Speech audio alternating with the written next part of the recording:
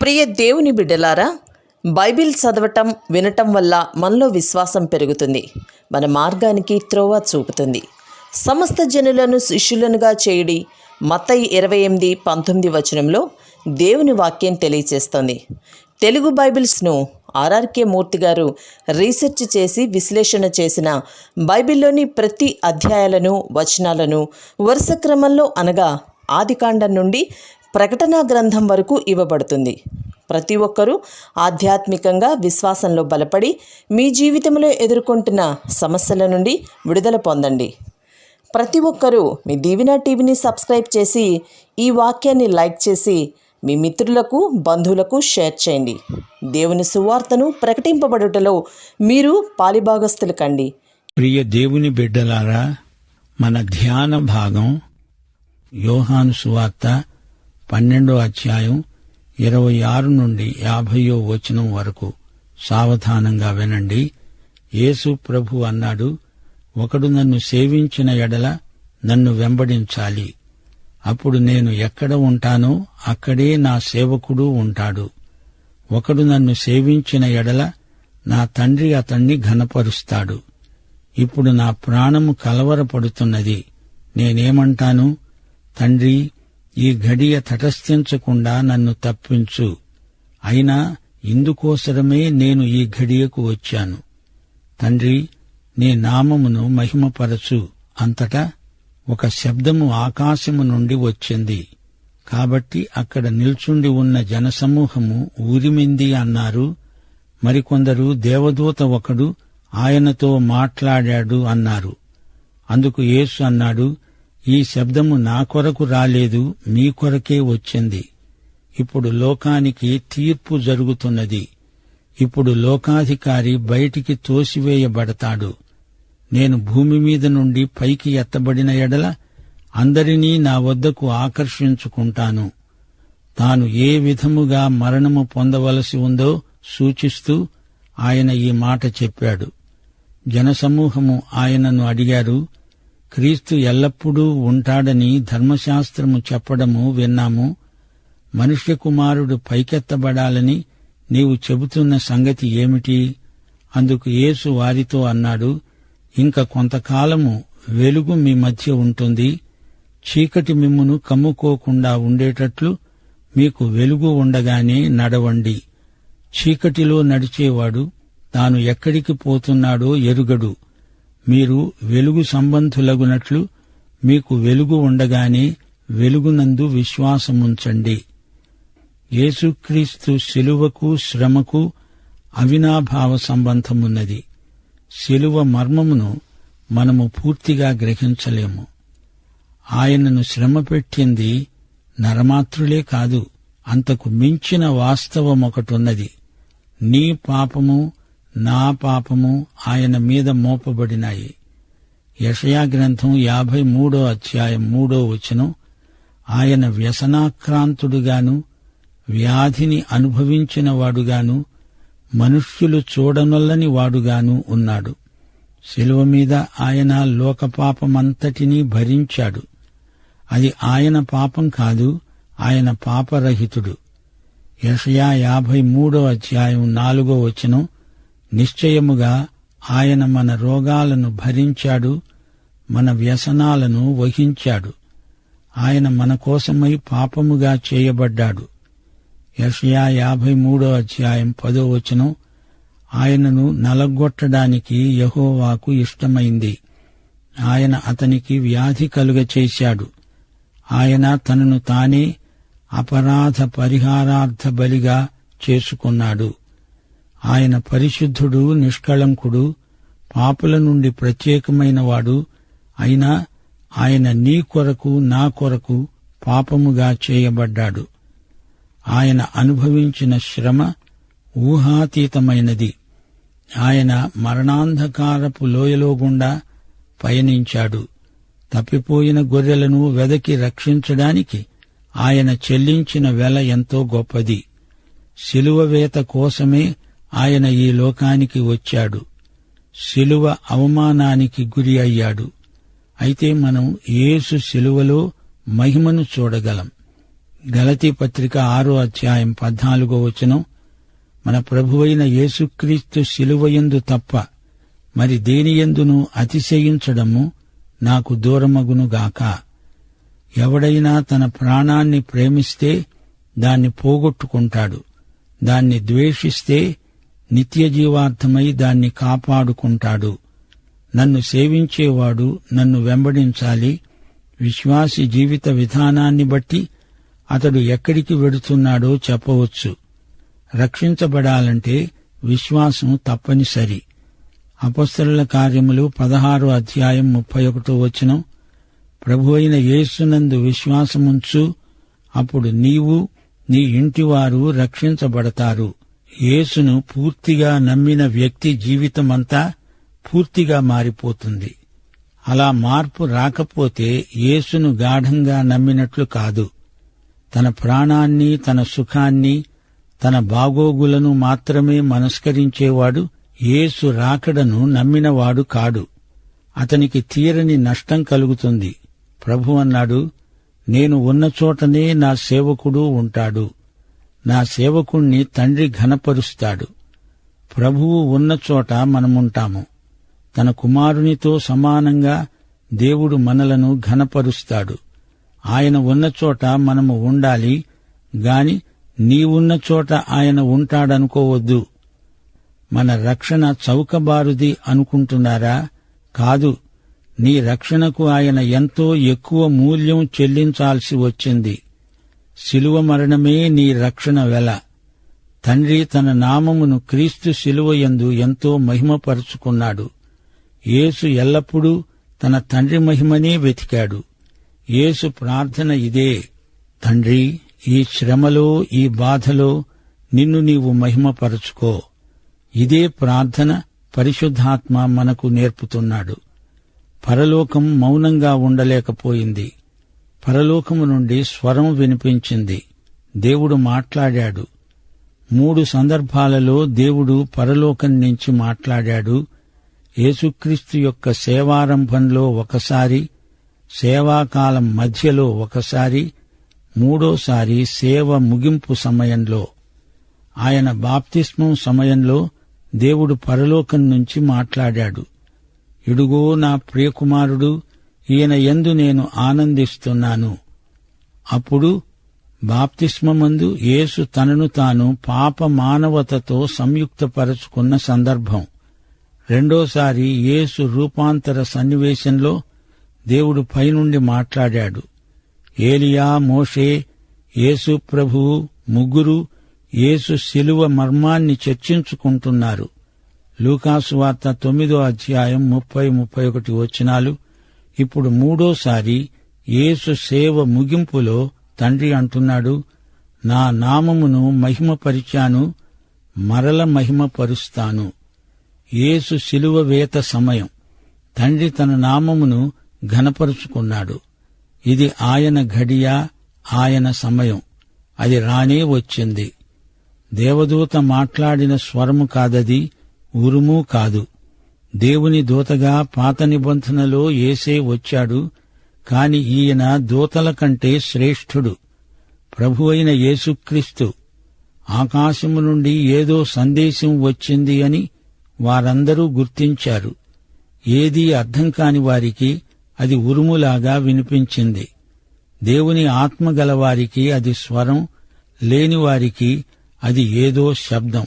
దేవుని వాక్యం అంటోంది, యేసు జన్మ అద్భుతం, ఆయన జీవితం ఒక గోధుమ గింజ. యేసు పునరుత్థానం భౌతికంగా, ఆధ్యాత్మికంగా వాస్తవం. ఆయన శరీరం అక్షరాలా లేపబడింది. దేవుని వాక్యాన్ని గ్రహించాలంటే దేవుని ఆత్మ కనువిప్పు కలిగించాలి. లోకానికి తీర్పు వచ్చింది. యేసు శిలువ మరణమే లోకానికి తీర్పు. లోకాధికారి సైతాను, అతని మీదికి కూడా ఇదే తీర్పు. యోహాను సువార్త 16వ అధ్యాయం 7-11 వచనం వరకు. ఈ లోకాధికారి తీర్పు పొంది ఉన్నాడు గనుక తీర్పును గురించి పరిశుద్ధాత్మ ఒప్పుదల కలిగిస్తాడు. యేసు ప్రత్యామ్నాయ బలిని గుర్తించని వారికి దేవుని తీర్పు తప్పదు. ఈ లోకాధికారి బయటికి తోసివేయబడతాడు. సైతాను త్రోసివేయబడడం క్రమేణా జరుగుతుంది. క్రీస్తు శిలువ మీద చనిపోయినప్పుడు నిజంగా ఏమి జరిగిందో సైతానుకు తెలియదు. తానే గెలిచాను అనుకున్నాడు. శిలువ మీద యేసే జయించాడు. సైతాను ఓడిపోయాడు. ప్రకటన 12:10 ఇది సైతాను అపజయంలో మరో ఘట్టం. సహోదరుల మీద నేరము మోపేవాడైన అపవాది పడద్రోయబడి ఉన్నాడు. ప్రకటన గ్రంథం 20:3 తుది ఘట్టం. 1000 సంవత్సరాలు బంధించి వాణ్ణి అగాధంలో పడేస్తాడు దేవుడు. శిలువ వద్ద సైతాను అపజయం ముద్రించబడింది. శిలువ క్రీస్తు దిగ్విజయానికి, సైతాను ఘోర పరాజయానికి ప్రతీక. యేసు శిలువ మరణం విమోచనాత్మకమైనది. ఆయన మరణం అనేకులను ఆకర్షిస్తుంది.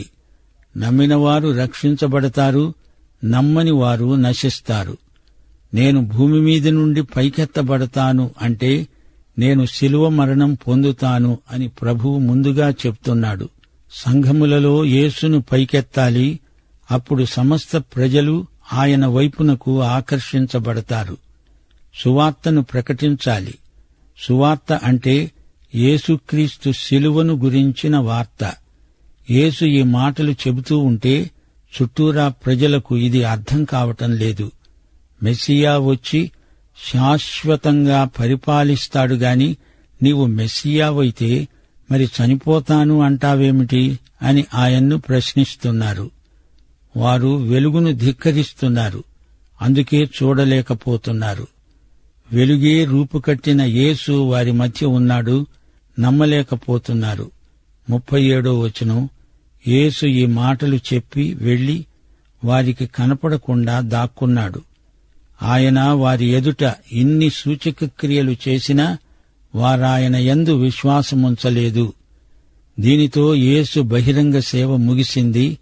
మళ్లీ తన రాజ్యం స్థాపించడానికి తిరిగి వచ్చే వరకు ఆయన బహిరంగంలో కనిపించడు. యెషయా 53 యేసు మరణాన్ని కండ్లకు కట్టినట్లు చూపుతుంది. ఈ సత్యాన్ని ప్రజలు చూడలేకపోతున్నారు. వెలుగు కనపడకుండా వారి కండ్లు మూసుకుపోయాయి. పొద్దున్నే నిద్రలేస్తూ ఒకతను అనుకున్నాడట, ఈ రోజు నేనేమీ చూడదలుచుకోలేదు, దినమంతా కండ్లు మూసుకొనే ఉంటాను. అప్పుడతడు నిజంగా గుడ్డివాడైపోతాడు. యెషయా 6:9 మీరు నిత్యమూ వింటూ ఉంటారు గాని గ్రహించరు, నిత్యమూ చూస్తూ ఉంటారు గాని తెలుసుకొనరు. వారే మొదట తనను తిరస్కరించారు గనుక ఆయన వారిని విసర్జించవలసి వచ్చింది.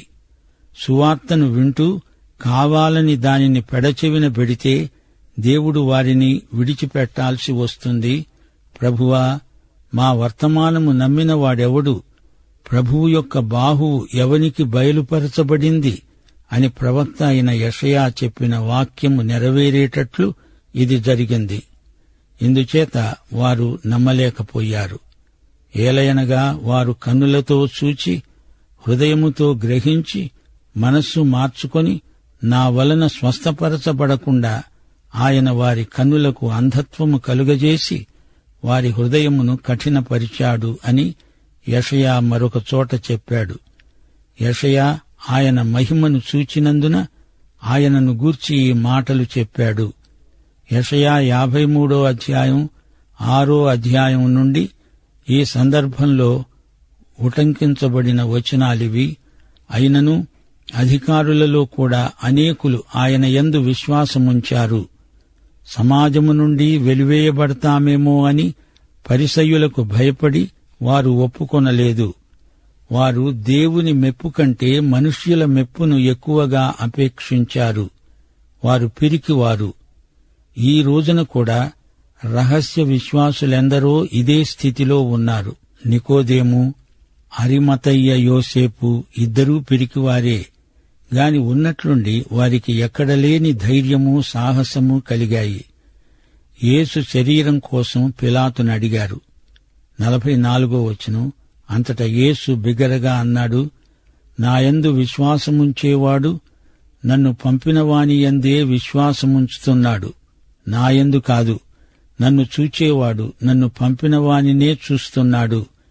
నాయందు విశ్వాసముంచే ప్రతివాడు చీకటిలో నిలిచి ఉండకుండునట్లు నేను ఈ లోకానికి వెలుగుగా వచ్చి ఉన్నాను. ఎవడైనా నా మాటలు విని వాటిని గైకొనకుండా ఉన్న యెడల నేను అతనికి తీర్పు తీర్చను. నేను లోకానికి తీర్పు తీర్చడానికి రాలేదు గాని లోకాన్ని రక్షించడానికే వచ్చాను. నన్ను నిరాకరించి నా మాటలను అంగీకరించని వానికి తీర్పు తీర్చేవాడు ఒకడు కలడు. నేను చెప్పిన మాటే అంత్యదినమందు వానికి తీర్పు తీరుస్తుంది. ఏలయనగా నా అంతట నేనే మాట్లాడలేదు. నేను ఏమనాలో ఏమి మాట్లాడాలో దానిని గూర్చి నన్ను పంపిన తండ్రే నాకు ఆజ్ఞ ఇచ్చాడు. ఆయన ఆజ్ఞ నిత్యజీవమని నేనెరుగుదును. గనుక నేను చెప్పే సంగతులను తండ్రి నాతో చెప్పిన ప్రకారమే చెప్తున్నాను. నేనే వెలుగును అని యేసు పునరుద్ఘాటించి చెప్తున్నాడు. గుడ్డివాని కండ్లు తెరిచినప్పటి నుండి యేసు ఇదే మాట వారికి చెప్తున్నాడు. నేను లోకానికి వెలుగును. నేను గుడ్డివాణ్ణి అని ఎవడు ఒప్పుకుంటాడో వాని కండ్లు తెరిచే వెలుగు యేసే. యేసు లోకానికి వెలుగు. దేవుని వాక్యం మనకు తీర్పు తీరుస్తుంది. మన సత్క్రియలు మన విశ్వాసహీనతను సమర్థించలేవు. ఇది నిజం. యేసు మనుషులను రక్షించడానికి మొదటిసారి వచ్చాడు, తీర్పు తీర్చడానికి కాదు. రక్షించటానికే యేసు మొదటిసారి వచ్చాడు. రెండోసారి ఆయన తీర్పరిగా వస్తాడు. నాటి నుండి నేటి వరకు ఆకాశము నుండి స్వరం వినబడుతూ మన గుండెల్లో మారుమోగుతూనే ఉంది. ఈయన నా ప్రియ కుమారుడు, ఈయన మాట మీరు వినాలి. యేసు మాట మీరు వింటున్నారా? పిరికివాళ్ల విశ్వాసం అల్ప విశ్వాసం. దేవుని మెప్పు మనకు కావాలి, మనుషుల మెప్పు కాదు. అధికారులలో అనేకులు విశ్వాసముంచారు గాని తమ విశ్వాసాన్ని రహస్యంగా ఉంచారు. తాము విశ్వాసులని తెలిస్తే మతనాయకులు తమను బహిష్కరిస్తారు, సమాజంలో నుండి వెలివేస్తారు. తాము రహస్య విశ్వాసులుగా ఉండిపోదామనుకున్నారు. రహస్య విశ్వాసమనేది ఎక్కడా ఉండదు. రహస్యం శిష్యత్వాన్ని గొంతు పిసికి చంపుతుంది. అయితే నిజమైన శిష్యత్వం రహస్యాన్ని పారదోలుతుంది. విశ్వాసం ఎల్లప్పుడూ బహిరంగమే. బహిరంగంగా యేసు శిష్యులము అని చెప్పుకుంటే వారికి భౌతికంగా చాలా నష్టం వస్తుంది. సాధారణంగా ప్రజల విలువలు తారుమారవుతూ ఉంటాయి. ముఖ్యమైన వాటిని చిల్లర విషయాలను బట్టి కోల్పోవడం జరుగుతుంది. అధికారులలో యేసును వెంబడించిన వారి తరహా ఇలాగే ఉంది. తమ తోటి అధికారులు యేసును చంపాలని చూస్తున్నారు. యేసును సమర్థిస్తే తాము వారికి విరోధులవుతారు. అది వారి భయం. వారి పదవి, పరువు, లాభం అన్నీ పోతాయి. వారు శిష్యత్వపు వెల చెల్లించలేరు. సత్యం కోసం వారు నిలువలేరు. గనుక అబద్ధాన్ని జీవించడానికి తయారయ్యారు. దేవుని మెప్పు కంటే వారు మనుషుల మెప్పును ఎక్కువగా అపేక్షించారు. మనుషుల ప్రాపకం కొంతకాలం వరకే. నిత్యత్వంలో దేవుని తీర్పు ఉందని వీరు మరిచిపోతున్నారు. మనుష్యులకు నీవంటే సదభిప్రాయం ఉండాలంటే అది మంచిదే కాని దేవుని అభిప్రాయాన్ని దానికంటే ముఖ్యంగా ఎంచాలి. దేవుడు నీ గురించి ఏమనుకుంటున్నాడు అనేది నిత్యత్వం వరకు నీకు ముఖ్యం. ఈ అధ్యాయంలో ప్రభువు పలికిన మాటలు బహిరంగంగా ఆయన చెప్పిన చివరి మాటలు. క్రీస్తునందే దేవుడు మానవుణ్ణి కలుసుకుంటాడు. క్రీస్తునందే దేవునికి మానవునికి సంధిస్థానం. యోహాను సువార్తలోని కేంద్ర సత్యం ఆయన రక్షకుడు, రక్షించడానికి వచ్చాడు. ఇప్పుడాయన తీర్పరి కాడు. దేవుని ఉగ్రతను బట్టి యేసు పంపబడలేదు. దేవుడు లోకాన్ని ప్రేమించి తన కుమారుణ్ణి పంపాడు. అయితే ఎవరైనా యేసు పట్ల వ్యతిరేక వైఖరి గలవాడైతే అతడు తనకు తానే తీర్పు తీర్చుకుంటున్నాడు. యేసు చేత ఆకర్షించబడినవాడు తీర్పులోనికి రాడు. యేసును తిరస్కరించినవాడు తీర్పును కొని తెచ్చుకుంటున్నాడు. యేసు ప్రేమతో వచ్చాడు గాని ఆయన ప్రేమను తిరస్కరించిన వ్యక్తి తన నాశనానికి తానే బాధ్యుడవుతున్నాడు. యేసే దేవుని గీటురాయి. యేసు పట్ల నీ వైఖరిని బట్టి నీ నిత్యత్వం అటో ఇటో తేలిపోతుంది. యేసు చెప్పిన మాటలే వినేవారికి అవే తీర్పు తీరుస్తాయి. మేలైనది ఎరిగి అలా చేయని వారికి ఎక్కువ పాపం కలుగుతుంది, ఎక్కువ శిక్ష విధించబడుతుంది. సువార్తను విని కూడా విధేయత చూపని వారికి చివరి తీర్పు నరకమే అన్నప్పుడు అది న్యాయమే కదా. దేవుడు మహాప్రేమతో తీర్మానం మనిషికే వదిలేశాడు. నీవు వెలుగు బిడ్డవు. యేసుతో నడిచే వ్యక్తి చీకటిలో ఉండడు. అతడు నీడలో కాదు, అసలైన వెలుగులో నడుస్తాడు. వెలుగు మీద ఏవేవో నీడలు పడవచ్చు. భయమనేది నీడ, అనుమానాలు కూడా నీడలే, విచారం కూడా నీడ కావచ్చు. అయితే యేసుతో నడిచే వ్యక్తికి భయము, విచారము, అనుమానము అనే నీడలు దరిదాపులకు కూడా రావు. యేసుకు సమస్తము అప్పగించడానికి, యేసునే యజమానిగా ప్రభువుగా అంగీకరించడానికి కొందరు వెనకాడుతారు. బాల్యంలోనే ప్రభువును అంగీకరించి ఆయనను వెంబడించసాగిన వారు ధన్యులు. వెలుగు ఉండగానే వెలుగులో నడవండి అన్నాడు ప్రభువు. యేసు ప్రభువును వెంబడించే వారిలో జీవపు వెలుగు ఉంటుంది.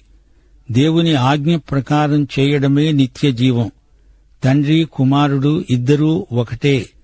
అద్వితీయ సత్యదేవుడైన తండ్రిని, ఆయన కుమారుడైన యేసును ఎరుగుటే నిత్యజీవం.